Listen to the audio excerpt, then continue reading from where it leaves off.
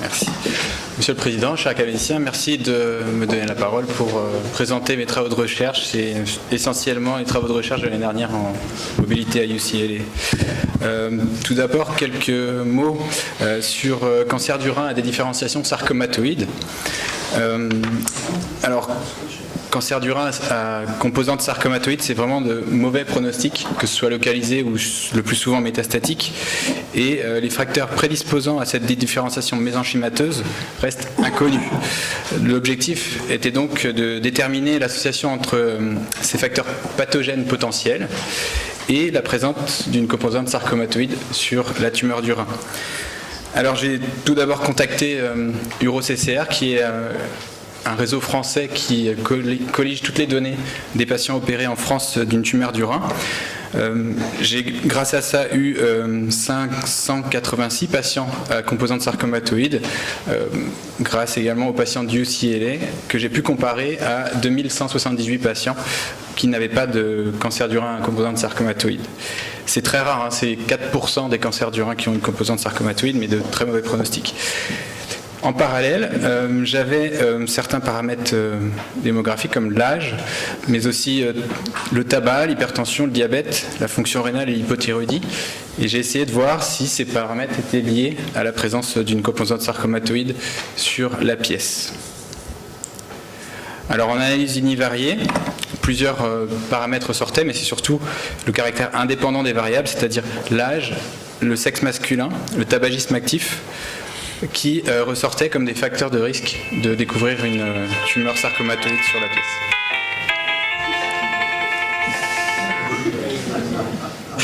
Je suis navré. Alors, le tabac est déjà un facteur de risque de cancer du rein, mais c'est encore plus un facteur de risque de composante sarcomatoïde. Ça augmente de 95% le risque de trouver une tumeur sarcomatoïde sur la pièce. Alors, en conclusion, nous avons constaté effectivement que l'âge, le sexe masculin et le tabagisme actif pouvaient être des facteurs prédictifs de la différenciation sarcomatoïde du cancer du rein. Ça pourrait donner quelques pistes pour essayer d'explorer la biologie sous-jacente de la survenue de cette dédifférenciation. Donc on passe au cancer du rein en général et les paramètres cytogénétiques de ces cancers du rein. Aujourd'hui, les cancers du rein localisés sont opérés soit par néphrectomie partielle, soit par néphrectomie totale, et plus de 30% des patients récidiveront à 5 ans, et voire plus si on les suit un peu plus longtemps. C'est la raison pour laquelle des essais de traitement adjuvant ont été développés. Plusieurs ont été négatifs et un seul médicament est approuvé aux États-Unis et ce n'est pas le cas en Europe, c'est le sunitinib. Et actuellement, il y a des essais d'immunothérapie pour essayer de diminuer ces récidives. Les reproches en général qui sont faits à ces essais, c'est qu'on n'a pas de vraie classification qui permette de dire blanc ou noir, c'est-à-dire ce patient récidivera, il n'y a pas besoin de le surveiller, ce patient ne récidivera pas, pardon, et ce patient récidivera, il faut lui proposer un traitement adjuvant.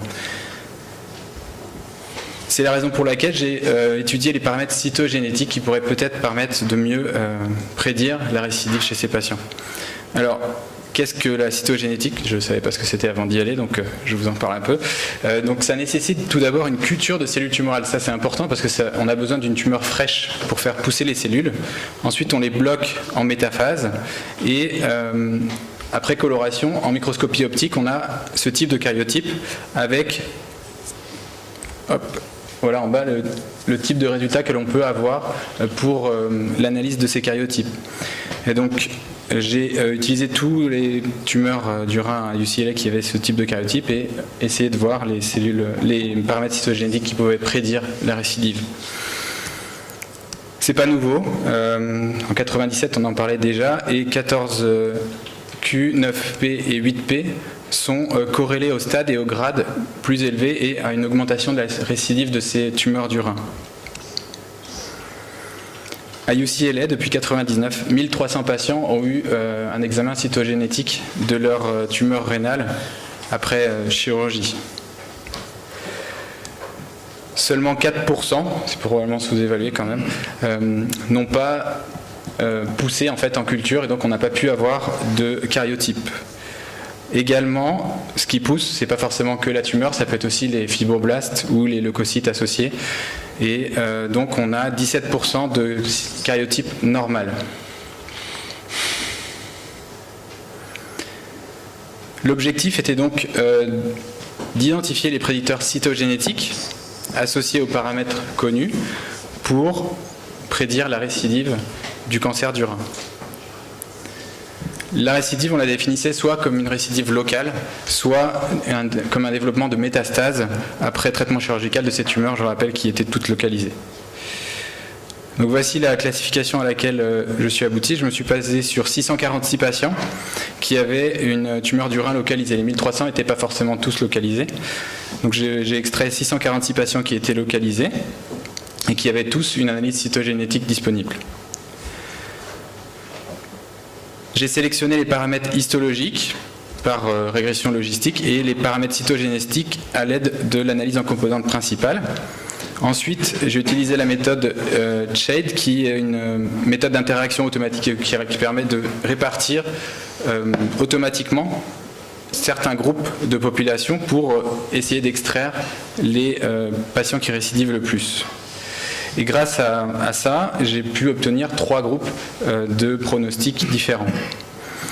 Ensuite, j'ai validé cela grâce à un modèle de Cox et une analyse de survie en Kaplan-Meier pour la survie sans récidive et la survie globale. Donc voici la classification. Lorsque un patient a un cancer du rein à cellules claires, localisé, T1 ou T2 sur l'anapathe, avec un gain du chromosome 5q, il est de bon pronostic, c'est le premier groupe. De la même manière, pour un patient qui n'a pas de perte de disque et une tumeur qui est de petite taille, inférieure à 4,85 cm. Lorsqu'il a les mêmes paramètres mais une perte de disque, dans ce cas-là, il est troisième groupe, c'est-à-dire de très mauvais pronostic. De la même manière, pour les tumeurs T3 ou T4, avec une taille supérieure à 9,85, une composante sarcomatoïde, comme je vous le disais tout à l'heure, une perte du chromosome sexuel, tout ça c'est des hauts risques. Et lorsqu'il n'y a pas ces paramètres, malgré que ce soit un PT3 ou PT4, ça reste un groupe de survie intermédiaire. Donc voici les courbes de survie. Après 55 mois de suivi moyen, on a eu 111 événements, donc 111 récidives, 17% de récidives de cette population.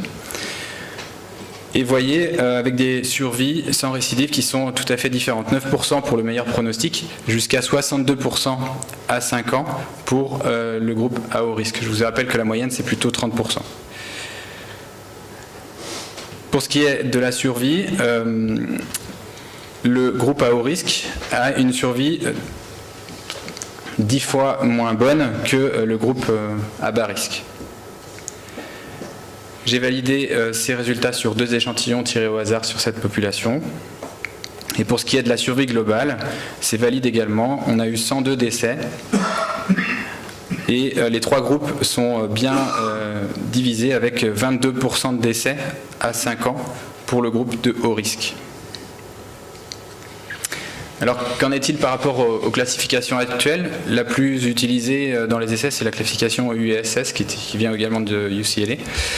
Et pour ce qui est de la précision, on a une précision de 83% de récidive pour le haut risque, avec une R sur la courbe, c'est-à-dire une capacité à prédire la récidive qui est meilleure pour cette nouvelle classification par rapport à l'ancienne classification. Donc on améliore la classification actuelle. De manière plus figurée, donc il y a 3 fois plus de patients dans le groupe à haut risque et on capture 41% de patients en plus qui récidivent dans ce groupe. À gauche, c'est le groupe des hauts risques avant. Donc les gris, c'est ceux qui récidivaient. Donc il y avait quand même assez peu de patients qui récidivaient dans ce groupe. Et maintenant, dans la nouvelle classification, vous voyez qu'il y a beaucoup plus de patients qui récidivent dans ce groupe-là, 57%. Donc en intégrant ces paramètres cytogénétiques, on a permis d'améliorer la prédiction de la survie sans récidive et la survie globale. Ça pourrait permettre de mieux screener les patients pour des protocoles de surveillance et ou leur proposer un traitement adjuvant. Ensuite, on passe rapidement pour des petits détails sur le gain du chromosome 5q. C'est assez fréquent, 67% pour TCGA, avec des tumeurs qui étaient de tout stade. Il y avait aussi les cancers métastatiques là-dedans. Elle est meilleure, la survie, pour les patients qui ont un gain de ce chromosome 5q. En revanche, ce n'était pas significatif pour le temps avant récidive dans cette population TCGA. Je me suis donc intéressé seulement au stade localisé, avec les patients qui ont gain de chromosome 5q. Donc j'avais 676 patients avec un cancer du rein localisé, 16% d'incidence sur cette population du gain de chromosome 5q. Elle a été plus fréquemment observée pour les patients qui avaient un cancer du rein à cellules claires, 19%. Et donc voici les différences en récidive. La courbe qui est au-dessus, c'est les patients qui ont un gain du chromosome 5q, et la courbe qui est en dessous, ceux qui ne l'ont pas. Donc on a à 5 ans, donc c'est en général à partir du moment où on arrête de surveiller le cancer du rein, le plus souvent, on a 2% de récidive versus 16% pour les patients qui n'ont pas de ce paramètre. Et lorsqu'on passe à 10 ans, 14% de récidive versus 28%. Donc c'est plutôt un groupe de bons pronostics. Alors, est-ce que on fait mieux que juste de regarder le grade et le stade? Eh bien oui, donc le gain de chromosome 5q est indépendant du grade ISUP et du stade T. Et on l'a confirmé dans le sous-groupe du cancer du rein à cellules claires. Donc pour le gain du chromosome 5q, c'est un facteur pronostique indépendant associé à un risque réduit de récidive chez les patients atteints de cancer du rein T1, T2 localisé. Identifier ces patients permettrait peut-être d'alléger la surveillance et de la prolonger, parce qu'on sait qu'ils récidivent le plus souvent après 5 ans. Il n'y a que 2% de récidive avant 5 ans. Et surtout de ne pas leur proposer de traitement adjuvant. Qu'en est-il pour la perte du chromosome 10q? Donc c'est plutôt PTN. Là, je me suis intéressé à 886 patients en allant jusqu'au T3. 68 patients avaient une perte du chromosome 10q. Et c'était surtout chez les patients chromophobes. Cette perte du chromosome 10q était associée à une plus grande taille tumorale, 6,3 versus 5 cm, plus de stade T3, avec un odds ratio quasiment à 2, et des tumeurs plus agressives, avec un score d'agressivité ISUP 3 à 4, 2,64 en odds ratio, donc c'est 2 fois plus fréquent. Voilà ce que ça donne. Cette fois, c'est la courbe du bas.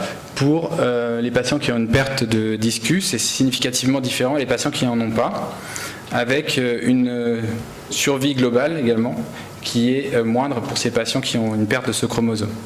Un risque de décès estimé à 34% à 5 ans. C'est quand même assez significatif pour les patients qui ont des tumeurs du rein localisées, je rappelle.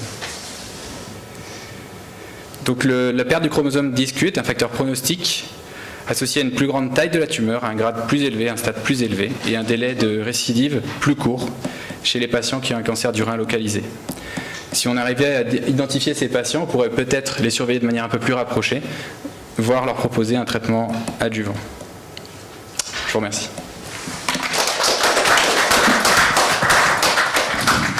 Bien, merci beaucoup pour ce très beau travail de recherche. Par rapport aux biopsies rénales qu'on peut faire, est-ce qu'il y a des études qui ont été faites sur la faisabilité de ces tests, leur intérêt Effectivement, la limite, et la modification des protocoles de biopsie? C'est la taille des biopsies, le plus souvent ne permet pas de mettre en culture les cellules pour avoir suffisamment d'éléments et faire ensuite un karyotype. Il faut avoir suffisamment de cellules pour faire ce karyotype, et donc pour l'instant c'est pas appliqué sur les biopsies. Merci. Est-ce qu'il y a d'autres François Desgrandchamps? Oui, félicitations. Quelle est l'hypothèse de ton équipe UCLA ou ici pour l'expression protéique de 5q et 10p? Parce que c'est bien joli de dire qu'il manque un petit bout de chromosome qu'on a en plus, mais c'est quoi l'effet biologique de ce manque ou de ce gain? Alors est-ce que ça pourrait enfin avoir un rapport avec les relations hôte-tumeur? Ce qui pêche tout le temps dans ce genre d'analyse, c'est qu'on s'intéresse toujours à la tumeur et jamais à l'hôte, et donc des relations avec le système immunitaire de reconnaissance ou de non-reconnaissance. Voilà l'entièreté de ma réflexion. Merci.